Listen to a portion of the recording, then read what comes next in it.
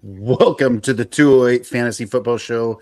It is June 2nd, Sunday night. We're here talking a little bit of football. We got news and dynasty rankings and tiers and a whole lot of fun.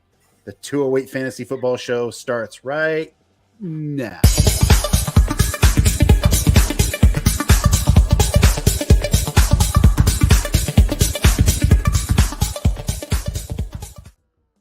Good evening, everybody. I am your host, Matt. I am joined by Justin and Chance. Gentlemen, how are we doing on this fine Sunday evening? It's been a long weekend. I got to take a nice nap today, so I'm pretty excited. Nothing like a Sunday nap. So. Hey, you know what? Naps are awesome. I think as we get older too, you enjoy the naps. So you're like, I'm gonna take a nap if I can. So Humble brag, nice. Nice. Yes, absolutely. Well, hey, let's jump right into it. NFL news. What's going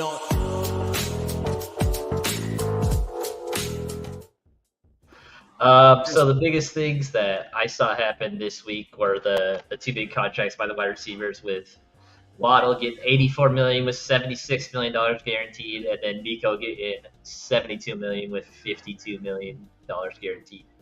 And then one thing that I thought was kind of interesting, like the annual yearly salary, like Jalen Waddle's coming in at 4. So I thought that was Jalen Waddle's really good, but he still is the 2 on that team. So AJ Brown is 1, Amon-Ra is 2, Tyreek Hill is 3, Jalen Waddle on the same team is 4. Then you have Devontae Adams sitting at right at 5. So I thought that was kind of interesting to see how those kind of rank out. Like, what do you guys think about those rankings with the annual salary? I just don't know how. I mean, Miami's gonna have to pay a bill someday, because they still have Tua coming up, and you're gonna have to just draft really well for the next couple of years to make sure you got some rookies in there if you're gonna be cashing checks like that to Hill and Waddle and Tua coming up. Yeah, I agree, Chance. And all I know is that as the weeks go on, the price for wide receiver just keeps going up and up and up. And I'm going to poke fun at the 49ers. I don't know what you guys are doing, but we'll talk about that a little later. But oh my goodness, we'll who knows? But it's getting expensive to pay for wide receivers. And to kind of go with this theme, apparently the Vikings on draft night tried to trade Justin Jefferson for Malik Neighbors and something else.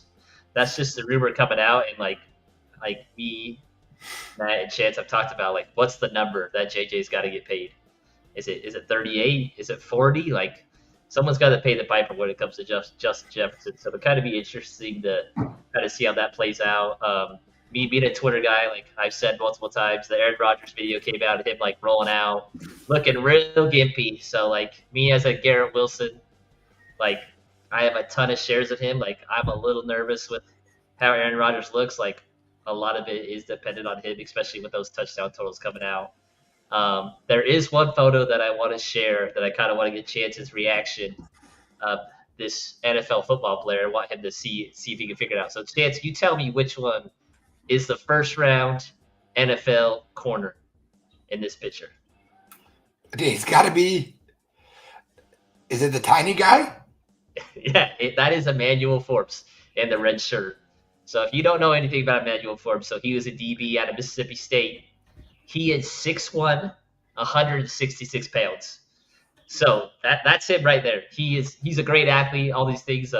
He got benched last year because wasn't playing that well, but he is a first-round draft pick out of last year. And to kind of give a little bit of background, the Xavier Worthy stuff and how tiny he is, this guy – Emmanuel Forbes is 166 pounds, and I believe he's either 1 inch or 2 inches taller than Xavier Worthy. So those guys are pretty tiny. I just want to show that video, that photo, just to kind of get Chance's reaction. Matt kind of gave you the reaction earlier, so that's we're talking weight later. I'm talking weight later because that, it doesn't matter for this guy, but maybe show tease. It's going to matter in other positions. You know what I'm saying? I think this guy looks like Lineberry. Hey, if I'm that athletic, I'll take that all day. Oh, man. Lineberry, who weighs more? You or that guy? You or that first-round pick? He weighs more than me. Nice. He's also Nice. he's also 5 inches taller than me though, so Wow. I'm denser for sure. Yeah. Nice. A couple other things. Deuce Vaughn at a Kansas State got drafted last year. Really cool moment. He got the phone call when he got drafted from his dad. He's actually taking reps at wide receiver right now. So that Dallas backfield maybe gets a little bit thinner with Rico and Zeke, with Deuce getting a little bit of play at wide receiver. If you remember, Deuce Vaughn is like 5'5", so he might be the only NFL player that I am taller than, and Chance might be taller than. So he's out there as well. One thing that was kind of cool, like me and Chance having a lot of background in wrestling, and like that's what we do during the winter. We're both head coaches. Gable Steveson got signed by the Bills. And Let's go, baby. If you know anything about Gable Steveson, so he I believe he won 2 national titles or one at University of Minnesota. And then he turned around that same year and won the Olympic gold medal in freestyle as a 20-year-old. Probably one of the craziest runs that anybody has ever seen by someone that young as a wrestler. Usually wrestlers in the Olympics speak about when they're 26 to 30. And he won the Olympic gold medal when he was 20. So is anything that you have to say about that? I just think it's super cool. Like, there's a long history of Sean McDermott being really involved in wrestling. He was a high school wrestler. He takes the owner to the NCAA finals every year. Like, that's I've always loved that about Sean McDermott. And it's cool that that's the team that's given Gable a shot, and we've talked about this as coaches for a long time. Gable Steveson, like when he wins on the mat, then he just hits the most perfect, the cleanest backflip you've ever seen in your life. Like, the dude is an athletic freak. And so that background, his connection to Sean McDermott, and I think he's signed to play D-line. Like, if there's anyone that can figure it out, I think he can figure it out. I think he's going to be able to figure it out. And he's still, 21, 22? Yep. Like, I think he's still really young. And so I'm hyped for this signing for the Bills. It's not a fantasy relevant signing, but I'm pumped for it. Yeah. Anytime me and Chance could talk wrestling a little bit, man, we're gonna get pumped. So the crazy thing is Gable has never played football. Never played competitive football ever. So like, and he had a workout there. It wasn't like a social media signing. Like, he went out there and like posted on like Instagram and Twitter, like, hey, I'm gonna go do this workout, and like he must have showed up something, something relevant for him to be even on the 90-man roster that they're taking into minicamp. So just a cool story. Like, I'm excited to see how he does, and hopefully he makes the team. It'd be really cool. As football coaches, we talk about it all the time. Wrestlers make good football players. They just do. So it's fun. This is a good signing. Should be interesting to see how that plays out. Yeah, heck yeah. And then as Matt alluded to, like, what are the 49ers doing? Like, are they going to give Ayuk his money? They gave a wide receiver money this week, and they gave it to Juwan Jennings, which super weird. Chance, how much was it? Like $10 million? It was a substantial. Yeah. A substantial amount of money. Like, they're invested in it. Like, it was enough money for me to go out and pick him up off my waiver in Dynasty. Like, it was a signing for him on the team worth, as crazy as it was that it's Juwan Jennings. I think that it has to have some relevance, right? Of all the wide receivers that they should sign, they're like, it was Juwan Jennings. For sure. And then 2 more things. Lamar's not showing up to minicamp. I think he's losing $750,000 a day. Like, it's a substantial amount of money. And he just signed a contract, so I don't know why they didn't give a reason. Matt, do you know anything about that? So it was in his contract, right? So of him attending OTAs, kind of a bonus thing. So if he gets 750 million, or 750,000, he just signed the 240 million. So is that right? 260 million, somewhere in there. It's like, whatever. He's just not doing OTAs right now. All voluntary. Remember, he's down from 225 to now 205, which is very, very interesting. I think. I don't know how you guys feel. I feel like that's a little bit too light at quarterback. Chance, you were talking about weight a little bit, and I see the head nod there. I'm like, he's almost wide receiver weight, guys. Yeah, he's almost victim weight. you're wide receiver. You're almost at wide receiver weight. Really, at wide receiver weight playing quarterback. Yeah. And he's a running guy. I know they have Henry back there. I'm not sure. We'll see. He could put some back on by fall, but I just thought it was interesting. Yep. And then the last thing. Oh, sorry, Chance. I think too with some of those things, like I feel like every offseason we see somebody that's like, oh, so and so is gaining weight, so and so is losing weight. And I do think that like that weight matters, but also as professional athletes, part of me goes, how much of that is like your gym routine's the same, your diet's the same. At what point, because they're human, are they like, I wonder if I can get down. I wonder if I, like I'm just gonna get down. I'm gonna have a cut, and then I'm gonna hit it in the summer, and then he plays back up at 215 or he plays at 220. But it's just like part of his dietary routine to try to get down to a weight. I think about that all the time when people talk about losing weight or gaining. I just want to see where he's at. Let's see what he's weighing in August. Right. Yeah. If we got 2 months, so I'm not really worried about it. Let's see what it is. If he's all of a sudden 195 in August, I'm like, uh-oh. Like that's going to impact his rankings for me. But For sure. hey, I want to circle back around Justin and Chance a little bit, just some updates. But I know Aaron Rodgers, had an injury, toe injury type stuff. I'm not super worried about it at this point. I think, again, let's figure it out in August. I know he's been 20 years in the league, but let's see. In my mind, let's kind of see where we're at. Anything to add to that before I jump to the next one? No, I was just going to add the June 1st money. The June 1st cuts usually come around there, so we're past that date. So you might see some free agency signing. So the Raiders got $24 million opened up. The Dolphins got 18.5. The Niners got 17.8.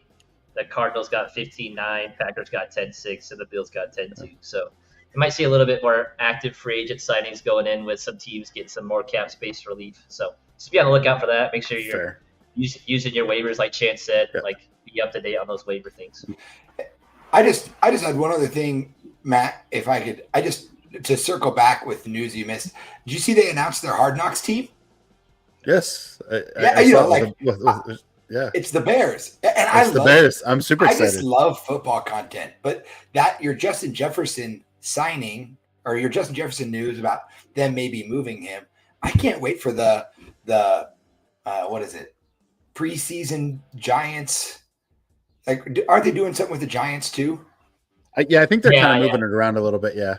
Yeah. I mean, like, that'd be super interesting to see. I want to see NFL Films do something about what the draft room looks like, like whether it's that conversation around Justin Jefferson or how hyped were they, like what were their feelings around, like when they drafted Tyrone Tracy, who's a rookie in that backfield. I want to see a team's response to guys they're signing. And so just with that Hard Knocks announcement, I want to see that Giants Hard Knocks preseason thing. I don't know when it's coming out. I think there's this OTAs and then like mini camp stuff, and then I think the Bears are like the preseason stuff. That's what I think. Yeah. I'm here for all of it. I'm just here for all of it. For sure. Yeah, I know. I agree. We had some discussions just on some online chat rooms about Caleb and, the distraction. He's already a distraction with, how much attention he's getting the Bears. Now you're going to add Hard Knocks in there. And I'm like, as a Bears fan, I don't know what to think yet, but part of me thinks Caleb might like that. He might thrive on it, so we'll see. And then it depends on what his teammates think, but we'll see how it goes. In addition, there was some news about Breece Hall being injured, missing some practice, and Braylon Allen getting some reps. I'm not worried about Breece right now. I do like the idea of giving Braylon some looks with the first team to kind of see how he's doing. That dude's a beast. He reminds me a lot of. Yeah, he does look good. Kind of he's got that early Henry look to him. But we'll see how it goes. I don't want to compare him to Derrick Henry because he's not Derrick Henry, but definitely similar builds for sure. So, all right, gentlemen, let's get on to Justin's favorite part of the show. He always has some burning questions. I got some burning questions. I got some burning questions. I got some burning questions. That might be the worst intro ever. Yeah, but I love it. We got some good feedback on it, so that's yes we did. All right, Justin. So what do you got for us? So I got some ADP questions. So I like to just like rapid fire this, like not get too deep into it. But if you need to explain yourself, you can explain yourself. So Dynasty question wise, you're taking ADP here. So would you rather have Caleb Williams at 66 or Anthony Richardson at 62? And this is all dynasty, right? This is all Dynasty. Mm. Yeah. I mean, I'll go first. I would give me Anthony Richardson. Give me Richardson all day over Caleb Williams. I just think that the value of a rushing quarterback has been proven to be. I mean, it's proven itself, right? And if you have Anthony Richardson, who's Lamar, a Lamar comp, and you have Caleb Williams, who's a Patrick Mahomes comp, which one are you taking higher right now, ADP in a startup, right? They're still pretty close, but I lean Lamar, so give me that rushing upside, especially in the 60s, right? Like if I'm down there, give me that rushing upside. For sure. And I'm going to go opposite here, Chance. I'm going to go Caleb Williams, right? So a lot of times when you have rushing quarterbacks, they often get injured. Our injured's been 5. He hasn't proved himself yet. Nor Caleb has done anything, but if we're going to compare him to Patrick Mahomes, and maybe I'm worth taking the gamble on here, and don't fault me, I'm a Bears fan, but I'm going to roll with Caleb Williams on the dice. So he's got a good thing going around him, and we'll see how it goes. I know I'm playing a little bit higher price, but that's okay for me. We'll see how it goes. Yeah, I'm probably gonna take the shot on the ceiling with Anthony Richardson. Like he was hurt a lot last year, but I'm gonna take the ceiling and take him. All right, my next one is Devontae Adams at ADP 47 or Cooper Kupp at 68.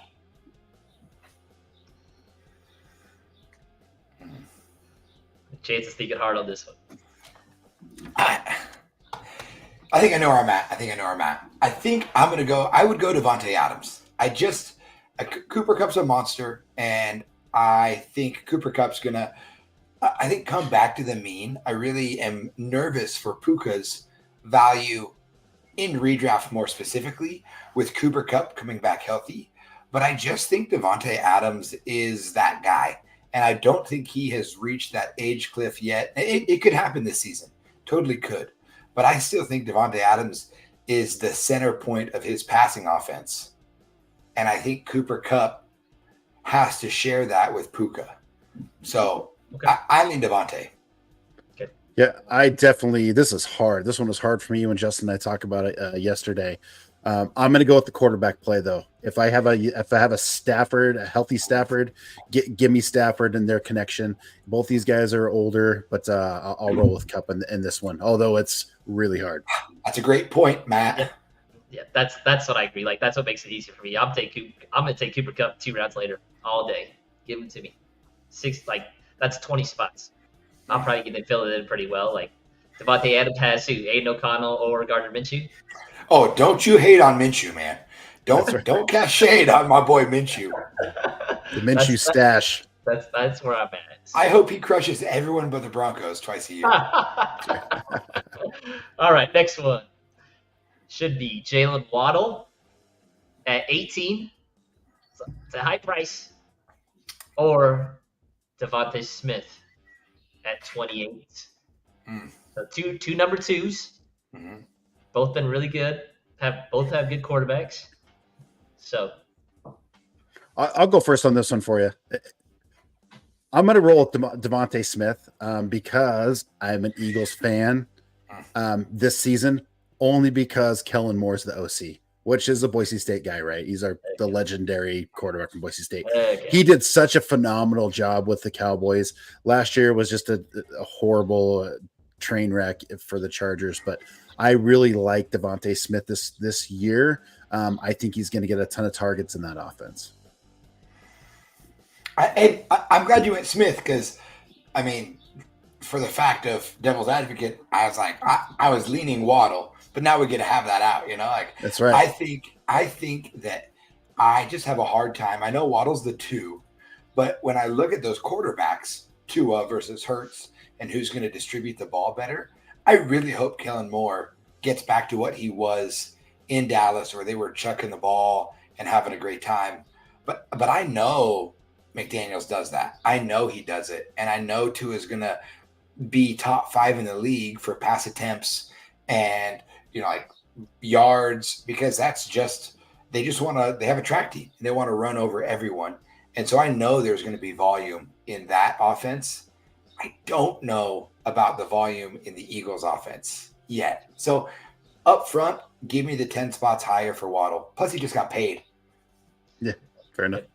They both got paid. Like, I think I'm Devonta Smith. Like, I think he's gonna eat. I think he's gonna eat that offense. Like, it's weird because they're both kind not that Tyreek Hill and AJ Brown are the same age, but like it feels like they're kind of like they're trying to pass the baton over to these two guys. So that like they're very similar.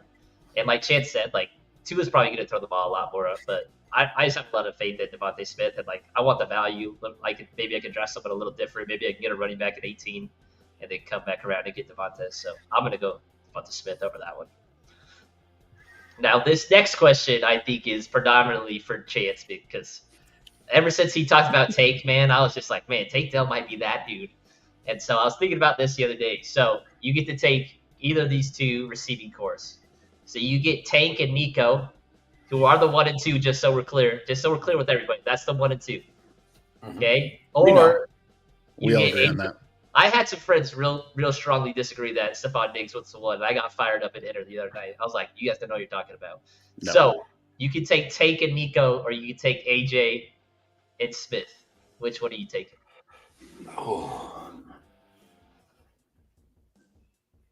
Dynasty. Oh, I mean, if we're going dynasty, like if we're going dynasty, I'm going Tank and Nico. Wow, I just am. Again, I believe in the arm of Stroud. It's only been 1 year, but what he came in and did as a rookie was awesome. I still think Jalen Hurts, without Kelsey at center, still is going to get his in the red zone. He still is. And he's still a fairly young quarterback. He's going to be with the Eagles for a while. And A.J. Brown and Devontae Smith are awesome wide receivers. I think they're a top 5 receiving room. But I think that the Houston Texans are a top 4 receiving room. I think I just give me those two guys. It's hard. No, I agree. I really like the Tank Nico. However, if I'm in win now mode, give me AJ Brown, Devontae Smith.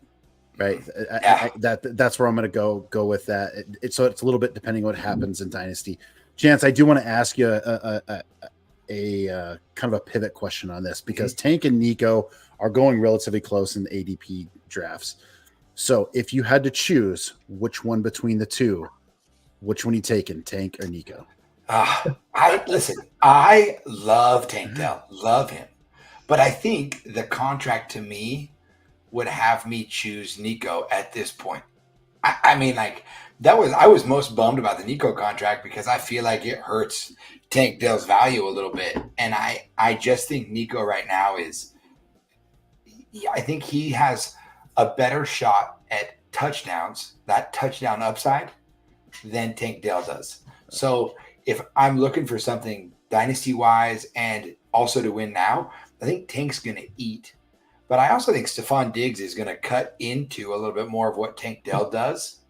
And I think Nico is just going to eat downfield and eat in the red zone, especially if they're paying him like that. So I would go Nico. Yeah, I won't disagree with that. You want to trade Nico straight up for Tank Dell in our Dynasty League? I would think about it, to be honest. Yeah. That's tough. I would think about it. I love Nico. He's been a fun pickup. I think I got him off the waiver wire like a year ago, so he's been a fun addition. Yeah, I certainly can see that too. Nico's probably your guy. It'll be interesting to see this sophomore year with the Texans. So, all right, Lionberry, next one. So these three, I think, have been attached to the hip ever since they got drafted together. So I already know this question is going to piss Chance off. So you got to rank these three. You got to rank Drake London, Garrett Wilson, and Chris Olave. You got to rank them in which order you want them, 1, 2, 3. Mm-hmm. I'm going to go first on this because Drake's 1 for me. It's not even close. Then I'm going to take Wilson at 2, and then Olave's at 3 for me. From a dynasty perspective, Dynasty perspective. We might have lost him for a second. Yeah, Matt, you could go. You rank So- these. Yeah, this one's tough. If it were right now, in my mind, I would have Wilson at 1, Drake at 2, Olave 3. But I think with a dynasty, and when I say dynasty, I don't like to project any more than 2 years, right? Yep. Anything past that's too far. So right, don't go, oh, in 5 years it's this. It's a little bit in the future. So keep that in the mind, back of your mind when you're thinking dynasty. But I think I like the setup that we have right here. I think I would go Drake, I would go Wilson, and I would go Olave. And this is all going to Olave is just it's the quarterback situation for me. It's worse off than what Aaron Rodgers is for Wilson. I think there's some help there on the back end coming. So anyway, that's my thoughts. Yeah, I totally get that. Like the Derek Carr thing scares the crap out of me. Like, what are they gonna do?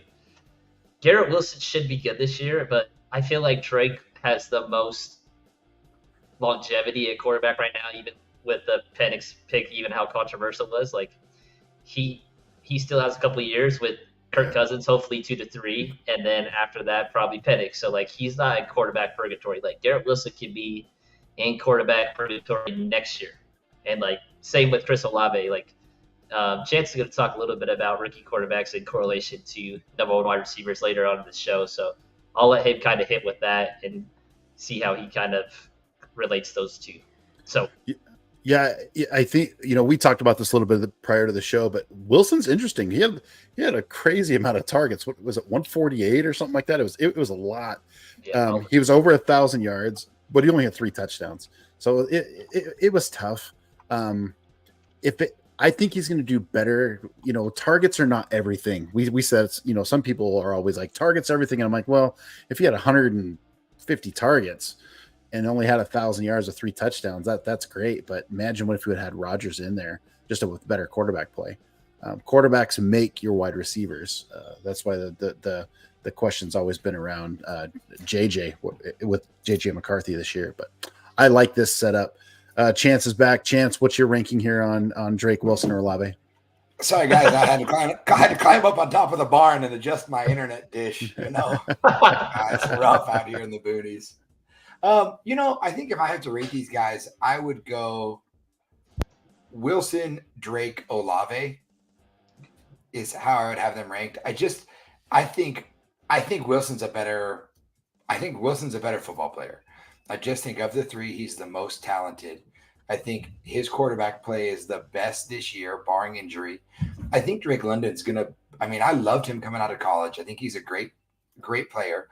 And we haven't seen it from him, but I think he's going to have every opportunity to show it with Kirk Cousins there. Olave is a tough one because I freaking love Chris Olave. I just wish that they had decent quarterback play. And I always loved Derek Carr because I counted it as an easy win as a Broncos fan for years.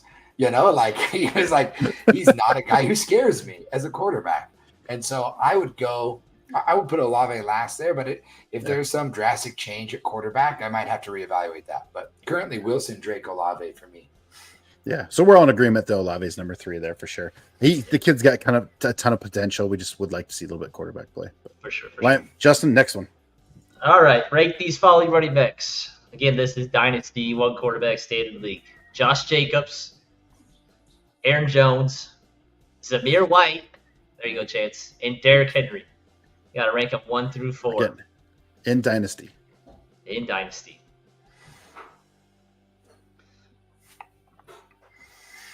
Okay.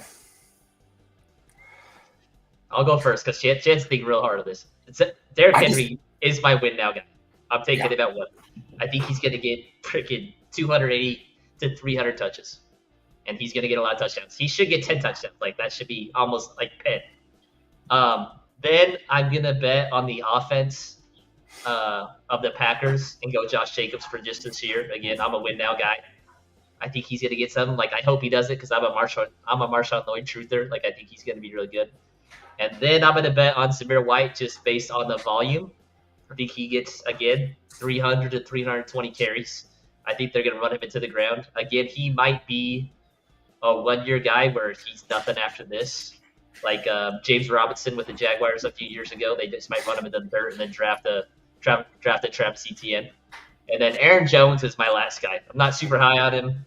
I think Ty Chandler's decent. Like, I just don't trust a lot of Aaron Jones. I feel like the Packers got rid of him for a reason. So that's my 1 through 4: Henry, Jacobs, Zamir, and then Aaron Jones. Chance. Okay, I'm gonna go Henry also. I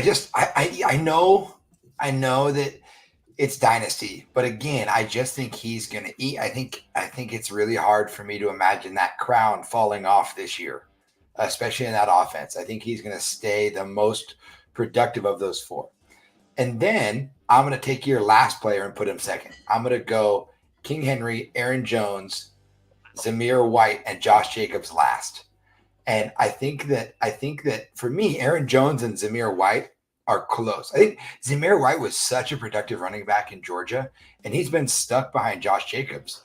But I think Minnesota looked at Aaron Jones and said, we've played against him 2 times a year since he got into the league, and we know he's a weapon.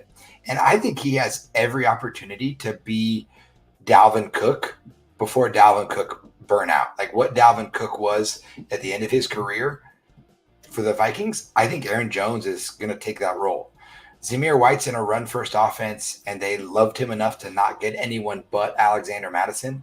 And then to me, Josh Jacobs, it's so awesome that he won.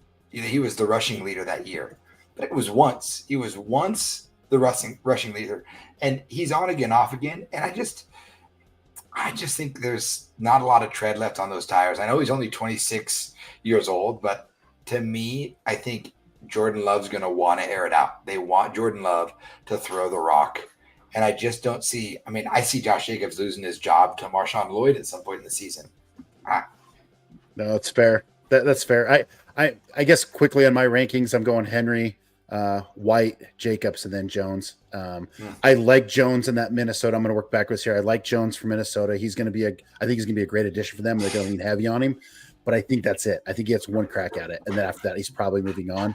I think Henry at least, let me keep going here before I get too far out. Jacobs, Chance, I agree with you 100%. I think he could do pretty well this year, but I really like Lloyd. I don't know Jacobs is long-term. I'm a big fan of Lloyd in that offense. Zamir White, just by volume alone, and he's still fairly young, is going to eat in that offense, and they don't really have anything behind him. Maybe they draft something next year with that running back class. And so we'll see. But then Henry's got 2 years in my mind on an offense where he gets to run with Lamar, and he doesn't necessarily have to be the workhorse bell cow that he's been. They might try to get him involved in the passing game where it's not just between the tackles. They're going to save some tread on Henry, in my mind. But that's my thoughts. I really like Henry. I like it. All right, this question with the last rank I think might be the hardest one because my guys on this list said it's really hard to rank these guys. You got another Falcon on there? No! He's a lion, dog. He's my favorite receiver in the NFL. I love the Falcons, though. That's my team. So, rank these 3. Puka, Marvin Harrison, and for Blaze, because I kept saying Amon last week, Amon-Ra. You got to rank these 3 in Dynasty. This is really hard for me because I love Marvin Harrison. I think he's going to be a stud. And, what Puka did last year was not real. Like, rookie 5th rounders, right? 6th rounders. Yeah. They don't do that. Like, you're not supposed to do that. Yeah, and name another good BYU player outside of Steve Young. Zach Wilson, baby. Oh, yeah. Oh, Fred Warner. If we're going to be honest, it's Fred Warner. Okay, Fred Warner. There it is. Fred Warner. How about Jim McMahon? What are you talking about? Old school. I'm going deep. Whoa. That's too far. They don't got the internet back in those days. But if I was to rank it, I'm going to go my boy, Amon-Ra. I love him. He's such a good receiver. He catches touchdowns. He catches a ton of balls. And then I'm going to go Marvin Harrison and then Puka. Mm-hmm. Those are my 3. Those are great, Justin. I think when I ask, because you're right, 100%. When I ask myself, what makes it hard about this? Why is this so hard? So let's start with Ra, Sun God, right? The dudes can play. The guy's phenomenal. You get that. he can't do it by himself. And I know there's some questions around. Like I just lost his name. Not Laporta.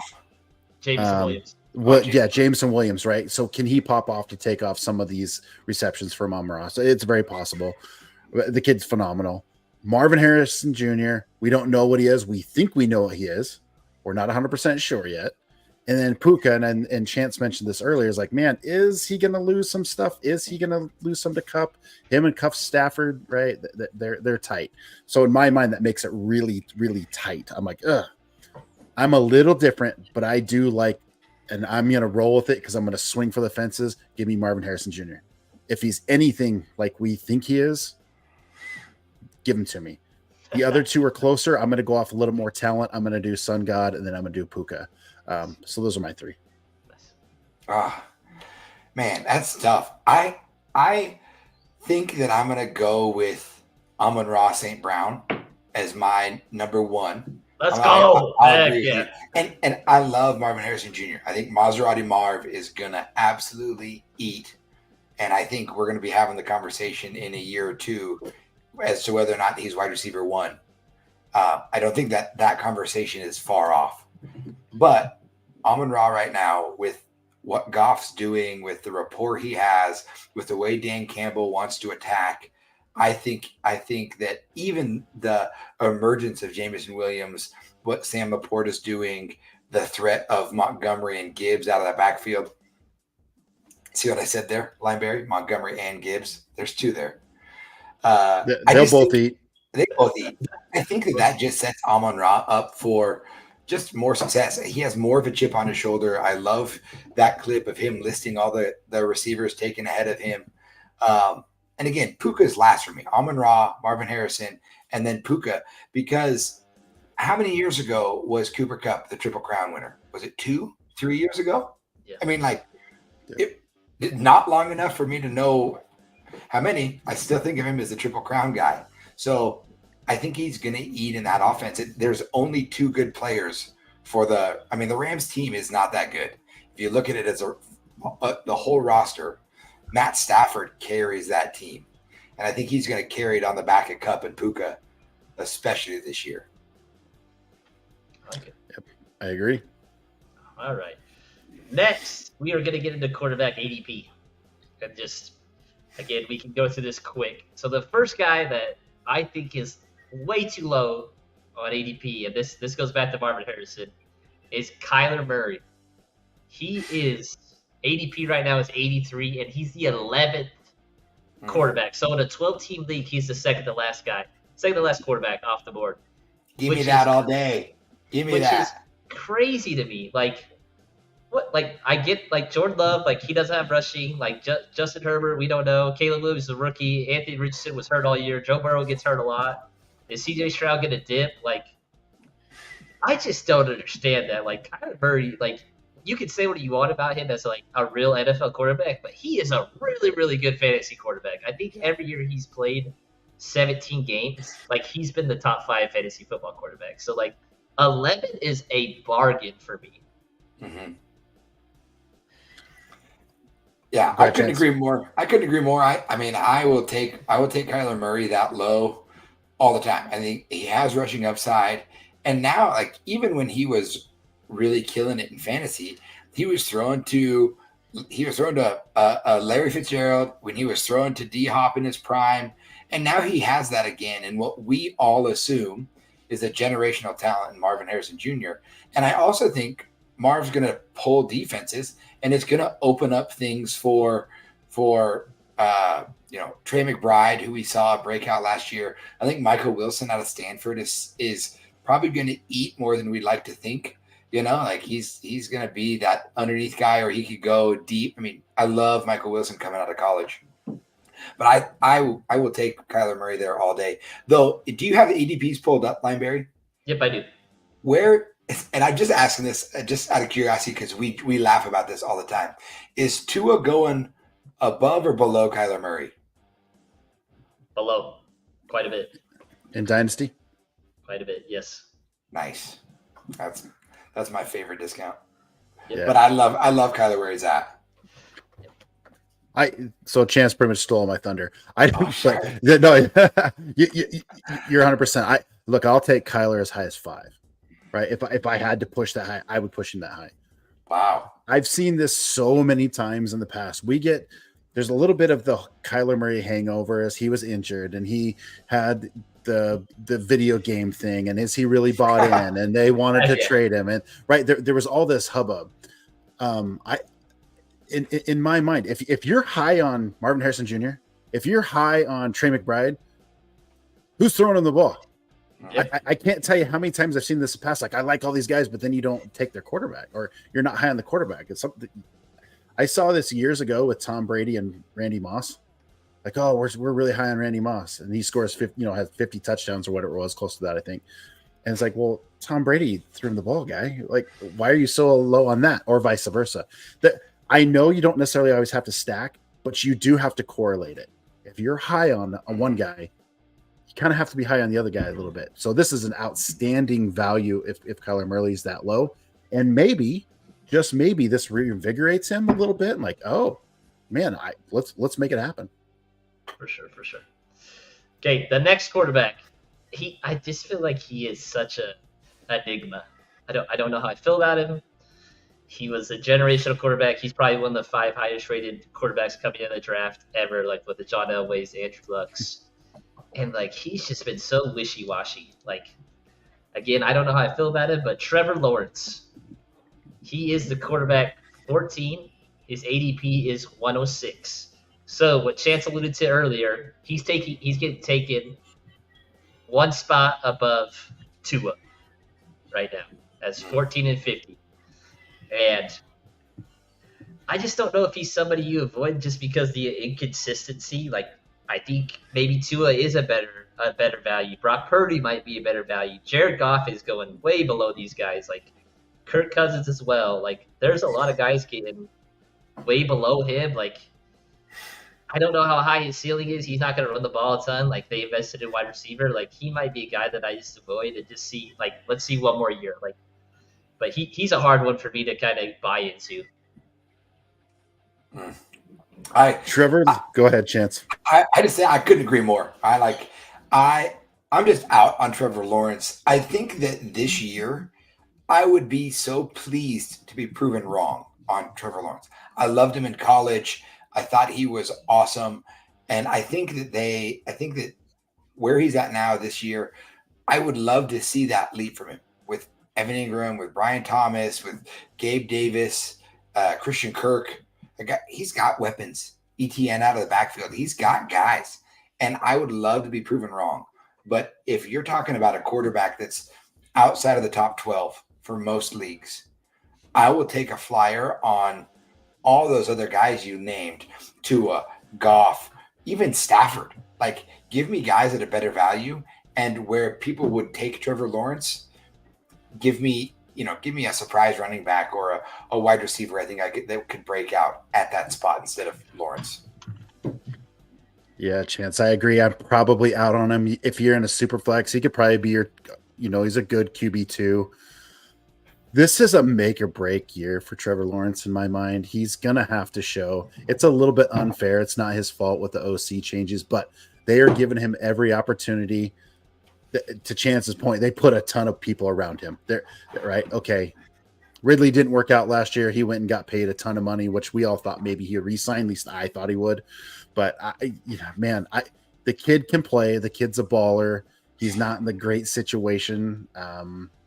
I'm not typically a wait and see type of guy. I think that's how you can at some point you got to take a risk on a guy, right? That's how you win fantasy football leagues. You find that like, oh, nobody's expecting that. Could this be the year? Maybe. If he falls far enough, I think he's worth a snag there and try to get it. But that's my take on it. So go get him if he keeps falling. I feel too.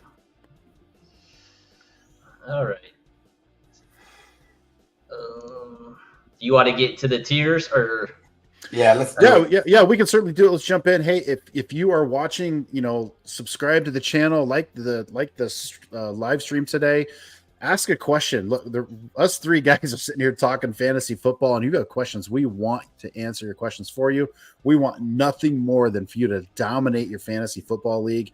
Bragging rights are worth every bit of it. It's so much fun. So ask away. We'll help you win those leagues. But yeah, let's jump right into the tier. Let me get that pulled up. Take just a second here. Hey, so Matt, sorry, I just say, Matt, while you're talking about we want people to win their league, I finally won my league of record this year after like 7 or 8 years. Yeah, I won it twice when we started out. I just finally won it again.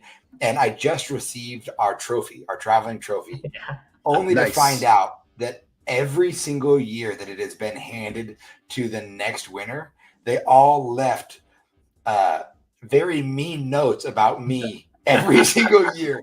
So I opened it up, and this goes back to like 2016, 2017. There's notes from that far back that are very mean-spirited towards me specifically. And it's it's been the running joke to all winners of that league. And I opened it up to all these notes. I couldn't believe it. I love it. So let's explain here quick how we ended up doing the Dynasty non-PPR Superflex. Again, it's PPR non-Superflex. It's not 2 quarterbacks. It's only one. Basically, us three went through and put tiers, tiered out our guys, our own rankings, and so on and so forth. And then we kind of did combined them a little bit, kind of where they fell and so on and so forth. So we've got some discussion around it, but on average, this is where they fell. And we're just going to do the first row right here, the first tier right here. So let me jump into it. These should not be a shocker to anyone. Chase, Jefferson, Lamb, St. Brown, and Bijan. Heck yeah. My guy Bijan, baby. Any takes on this? I think in general, I think also this is how we also rank them this way. So Chase was the overall number 1, Jefferson was number 2, Lamb 3, St. Brown 4, and Bijan 5 as far as our consensus. Yeah, I think those ones make the most sense. I feel like we've all been super high on Chase. Chance could talk a little bit about Justin Jefferson when we get a chance. I think Bijan's got 4 or 5 years to just be that RB1. And then I had St. Brown a little higher than Matt and Chance. I just think he's that dude. I think he's the 3. Like, he just catches a ton of balls. Like, he's not your typical alpha, huge wide receiver 1. Like, he reminds me a lot of, like, Steve Smith, like with the Panthers back in the day. Just a gritty, mean little slot that can play outside, that can do a lot of things. So, like, I love Amon-Ra. He's just a stud. He's one of my favorite players. So, yeah.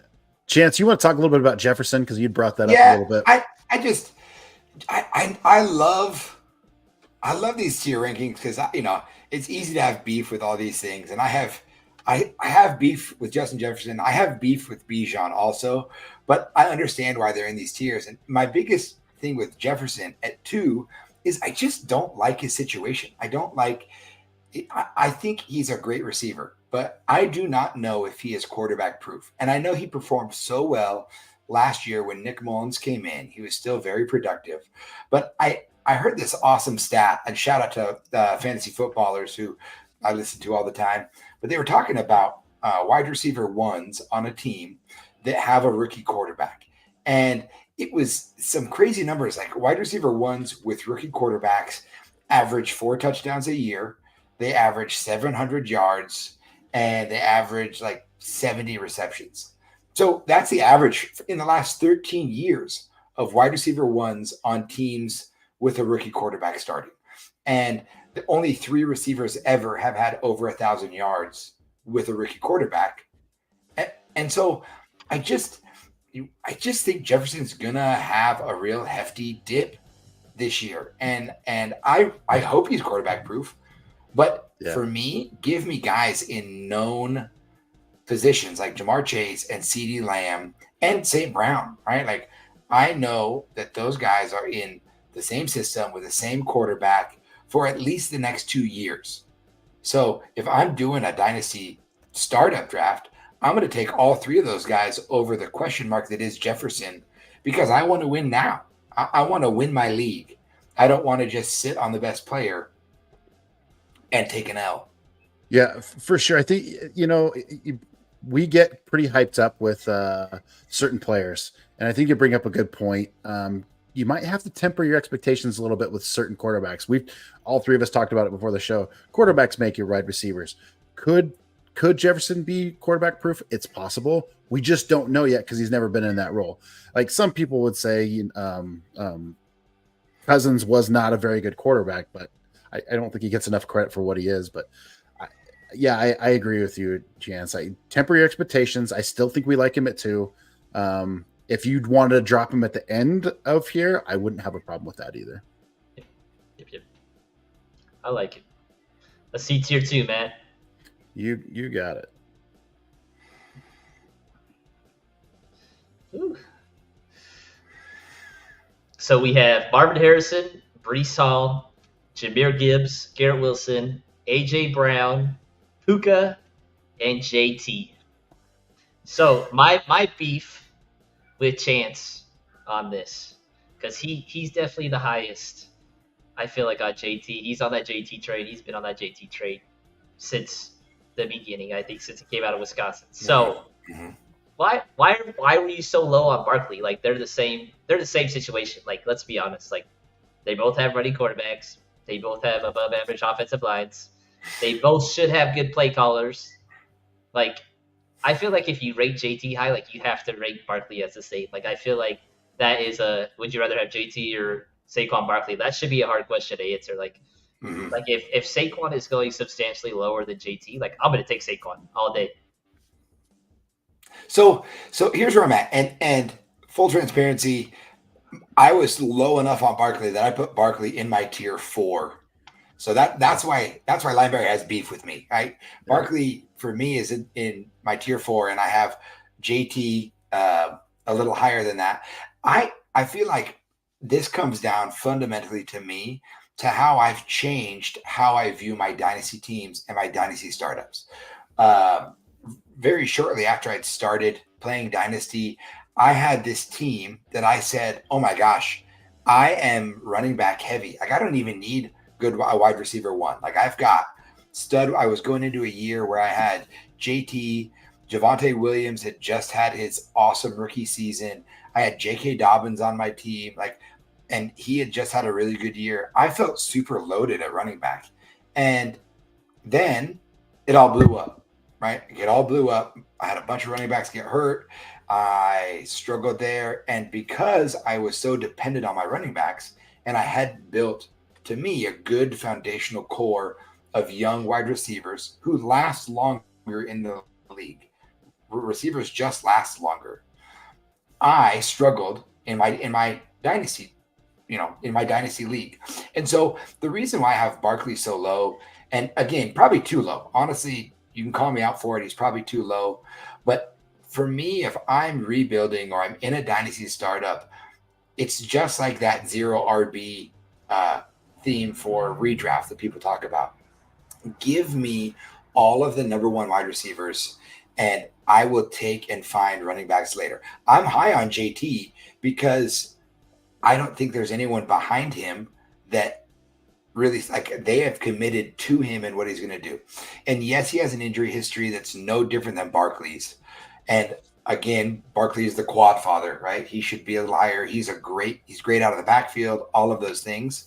But even in my rankings, I have Bijan a tier lower. I have Gibbs a tier lower. I'm just going to bank on some of those proven productive running backs. And you're right. Barkley should be in my tier 3. I'm so sorry, Lineberry. That's okay. That's all I wanted. That's all. Yeah, Barkley's not even on. We're not even at tier 3 yet. But I can understand, why JT over Barkley. I understand that. I like JT as well. I think if AR5 can stay healthy, it's going to open up lanes for JT. Now I understand Barkley's got a better offensive line, but it's almost splitting hairs, and it'll make sense here in a minute. For me, I'm big on Gibbs. I think Gibbs is going to eat a lot. And I had, just as a side note, I had Marvin Harrison Jr. in tier 1, which is the first part of our tier 2. So I think in general, but outside of this, I don't see anything out of these tier 2s that weren't anything crazy for sure. So I'm going to jump into tier 3. There he is. CMC, baby. He's the man. Went too So far. we have CMC, Tyreek Hill, Malik Neighbors, Sam Laporta. There's that boy Saquon, and the first quarterback, Josh Allen. Mhm. Yeah, certainly. So tier 3 is interesting. You see 2 breakouts already with the tight end and the quarterbacks coming off that first position change there for sure. All these are appropriate. I think some might have CMC a bit higher, but I do want to be mindful. It's depending on where you're at in Dynasty, right? I think all of us have a little bit CMC a little bit lower. He could just go off this year and prove us all wrong, but he is aging, and that's why they're a little bit lower for me. Yeah, that's why I think like CMC and Tyreek are like right those 2 spots together. Like they're just like the older superstars that you think you can get 2 more years out of. So Matt, my first question for you, or my first beef: why is Malik Neighbors so high for you? Good night. What you love those rookie boys. I do. So this we alluded to a little bit earlier. This to me is all volume. Neighbors is going to get peppered with. It wouldn't surprise me if he has 130, 140 targets. They're going to find ways to get him the ball. I'm wishful thinking here, but could Daniel Jones, as a bold take, all of a sudden with Neighbors and a true number 1 now, be better? Could he? It's like, oh, wait a minute. We just had to get him some decent weapons, and Neighbors could be that guy. They're not horrible. They do need some offensive linemen, but that's why I have him so high. I think you hear a lot of people talk about Marvin Harrison Jr. and Neighbors is closer in talent than what they think, but I do like the Marvin Harrison landing spot better than the Neighbors. That's why the tier difference. Nice. All right, Chance. Here's my beef with you. So we talked about the first quarterback coming off, and it's Mr. Josh Allen, just so we're clear. Like, he's that guy. Like, he's been that guy. So Chance is different from me and Matt, where he has Mr. losing weight himself, Lamar Jackson. So explain yourself. Listen, I love Josh Allen. I think Josh Allen is an absolute stud. I think that Lamar Jackson, he's a 2-time MVP. He has just signed himself a big contract. And I just think that there's a chance. I heard a really interesting conversation the other day on a football pod of whether or not anyone's ever going to touch Emmitt Smith's rushing record, his all-time rushing record, right? And the whole conversation was there's at this point, Derrick Henry would have to double his career yards, double them to hit Emmitt Smith. Sheesh. And like Derrick Henry's the only person that we could think of that is he's not gonna play twice as long as he is right now, right? And so this conversation came up of who's most likely of current players right now to end their career with the highest rushing yards. And honestly, if you look at the length of play, Lamar Jackson's name came up, right? Lamar Jackson as a quarterback is going to play so much longer than most running backs. If he has 1,000 yards rushing every season, right? Like he's going to get up there in the rushing yard ranks. So to me, that's so much more valuable for fantasy points than a passing yard, right? Like it 10 yards is a point. 25 passing yards is a point in most league formats. So give me that rushing upside in a quarterback that I think is smart with the way he runs. He hasn't really dealt with a ton of injuries. And even though he's close to victim weight right now, I think he's going to play bigger. And I think he's going to continue to put up rushing touchdown numbers and rushing yard numbers that make him more valuable than Josh Allen. Yeah, Chance, you bring up a great point. I would have loved to listen to that the podcast that you talked to, but I don't think there's going to be a running back that will break Emmitt Smith's running record only because nobody runs the ball like that anymore. The game has changed. It's untouchable. And there's so many running back by committees. There's too many committees, right? Yeah.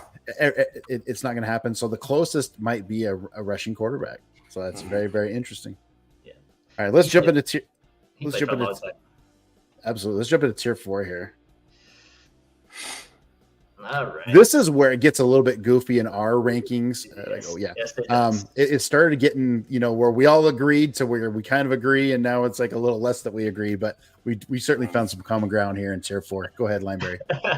So to circle back, so one of my biggest differentials was I didn't have Laporta as near as high as you guys did. Like, I just feel like tight ends and like I'm a Kyle Pitts truther, like, and Travis Kelce truther. Like, Laporta had a really good year last year. Like, I get it. Like, I don't know. Maybe it's just because he's not flashy. He's just consistent, you know. And I just want big, fast tight ends. Like Laporta is like the most like boring, most general tight end. Like he's gonna get 6 catches for 70 yards. Like I don't know. I think he's just gonna regress a little bit. Just kind of He's built like Travis Kelce. I don't know. Like I don't like. Goff loves him. It's not super fun for me. Like that's the thing. Like I live on the edge of my seat. That's why I like Kyle Pitts, and that's probably why it hurt me with the tight end position. But again, like Matt has alluded to it, Chance has alluded to it a little bit with Jameson Williams and like Jahmyr Gibbs. Like, are they going to take targets away from him? Again, like what Laporta did last year was like if you ever look at like PFF's graphs, like he is like off the graph, like of how efficient he was, like his touchdowns. Like I just feel like he will regress to the mean a little bit. Like I feel like he is getting taken a little too high. There is a lot of mouths to feed. He is in a good offense. I get that. The next one is, I believe, ETN, Matt. So you tell me a little bit why I believe you're the highest with us on the ETN stuff.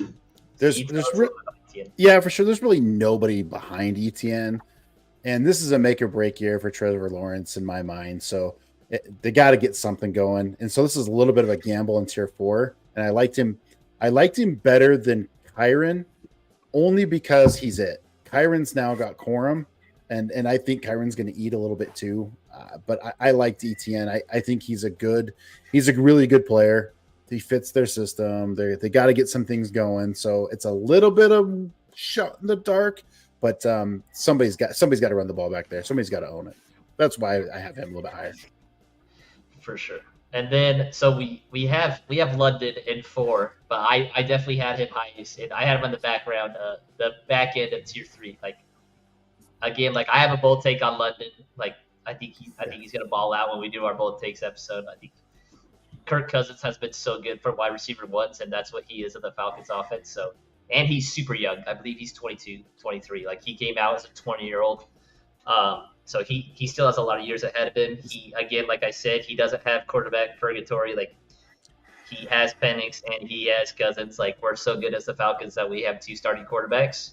So I believe he will jump to that next level, that tier 2 wide receiver next year, where he'll be with the Garrett Wilsons, AJ Browns, the Pukas. I think get him while you can when you're doing your startups with London. Yeah, I think you're right, Justin. It's not. Just be mindful. It's like if you can get him as a tier 4 value, this is like go get him, right? Yep. Just based on your conversations of burning questions, look at the receivers in this tier: Olave, London, Waddle, Devontae Smith. They're all in that same area, and any one of these guys could go off. I think we like London, Waddle, Smith a little higher than Olave, but to me, they're all in that tier. I think we did a good job of putting them in the same bucket. Chance, anything to add on that? No, I mean, I really like Drake London. I like what he is. Unfortunately, in one of my dynasty leagues, the owner of Drake London is a massive Falcons fan and owns every Falcons player. And I know there's no way I can pry him away from him. I'm not mad about it because I don't think that there's enough volume to go around for them all to be fantasy relevant. But I think he's a really good player, you know. Yeah. And like I said, I as far as even ETN goes, I'll get to ETN. I'm going to talk about on one of the other conversations that Limer is dying to have with me. All right, Matt, you tell me about Kyron a little bit and what you think the stigma should be attached when you are drafting Kyron. Yeah, so if you're drafting Kyron, and I don't mind drafting him high, you just have to get Corum.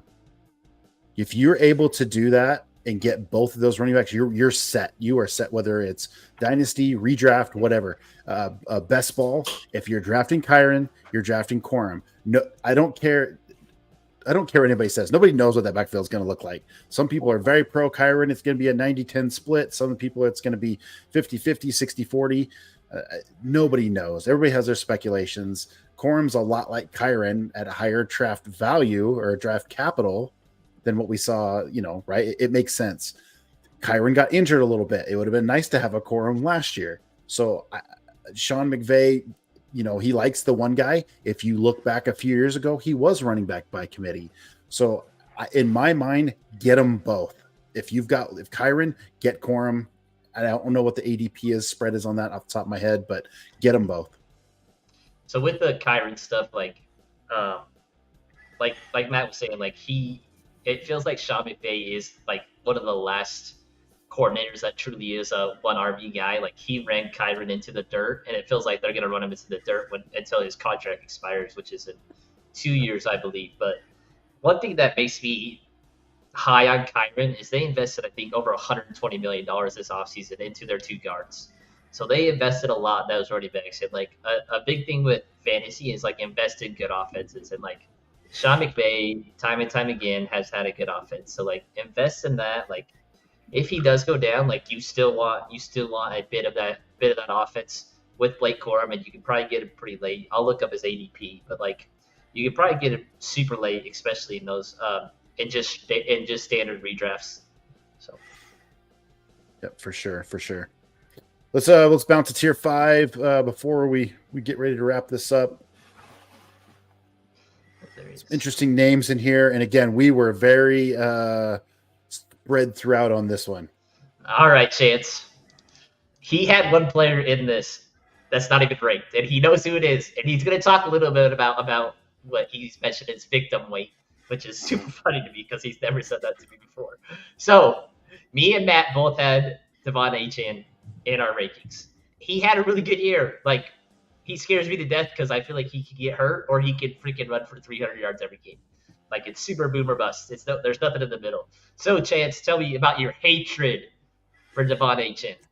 Okay, so I'm going to start with this, okay? When I think about running backs and I think about the way that I want my running backs built, right? Like, I have in my mind a height and a weight that I like my running backs to be, that for me, I can put them in different buckets. Like, okay, if a running back is over 230, 6 foot, 5'10" to 6 foot, and he's over 220, let's say, I'm going to consider him more of a bell cow back, right? Even some of the backs that are starters. Did you know that Tony Pollard is the same exact size as Bijan Robinson? I think Tony Pollard is a smaller back. Yep. He's the same size. He's an inch taller than Bijan, same weight. Right? Yeah.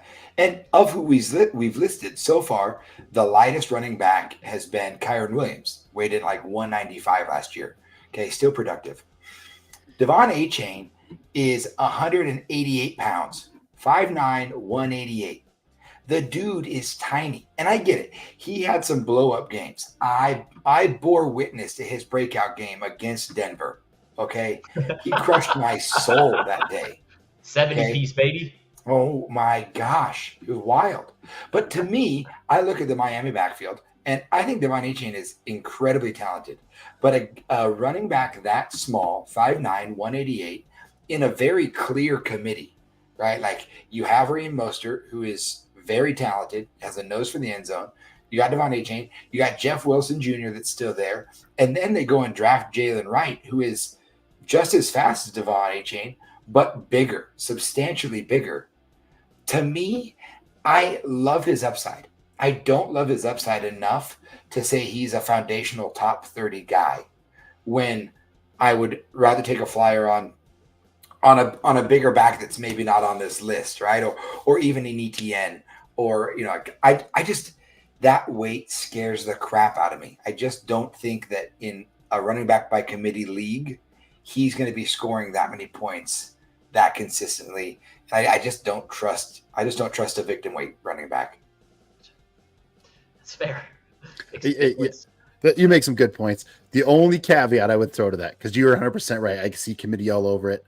It's Miami Mike. Mm-hmm.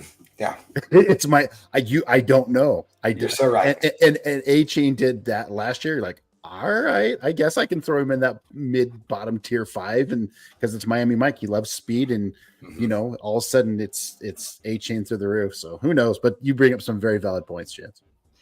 All right, the next two questions are quarterbacks. So, Matt, you were definitely the highest on Patrick Mahomes as he was in your tier 4. So let's hear it. It's Mahomes. It's Patrick Mahomes. I don't. It's like, hey, if Allen's in tier 3, why can't Mahomes be at least in tier 4? Right?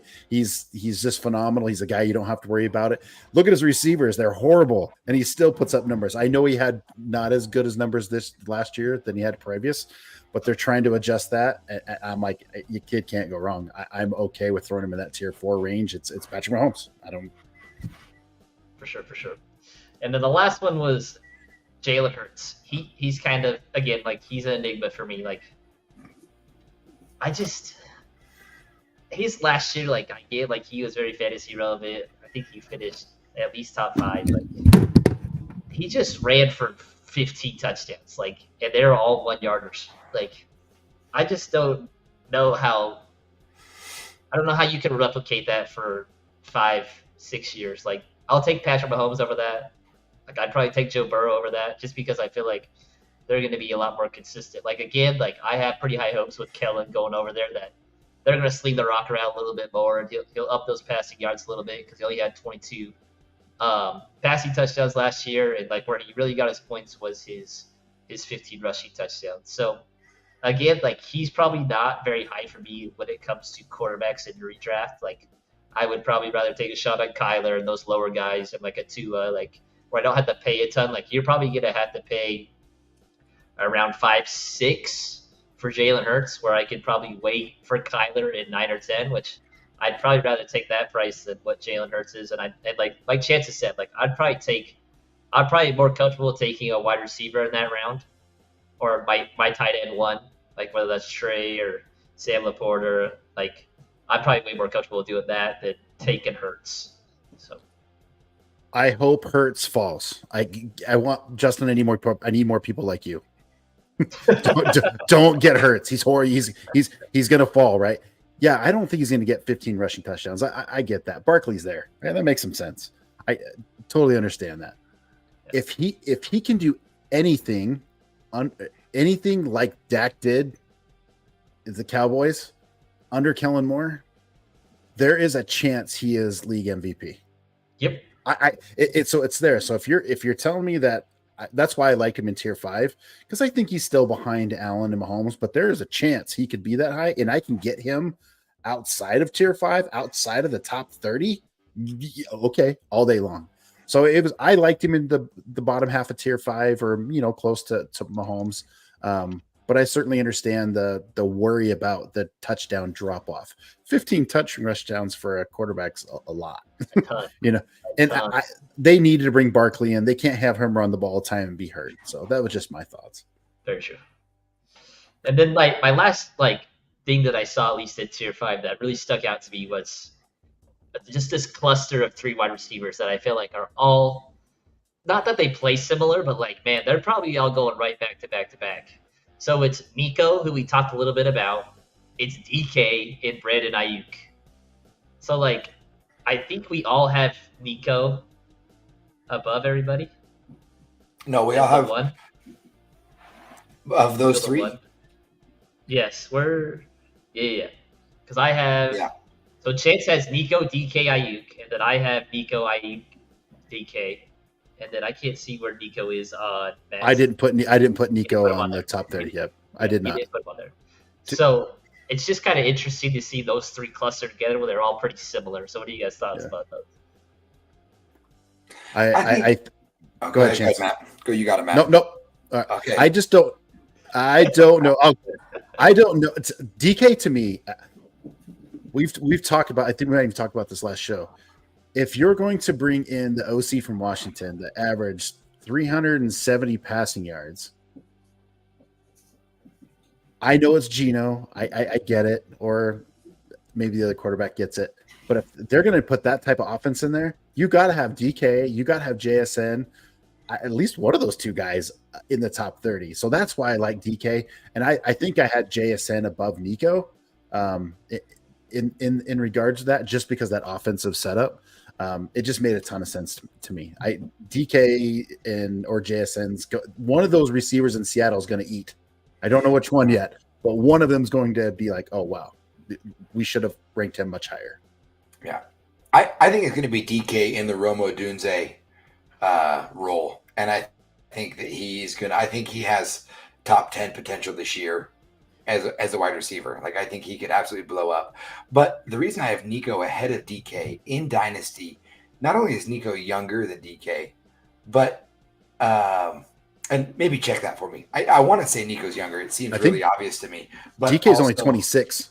Yeah, DK is only 26. He's not that old. I better make sure I have that double checked.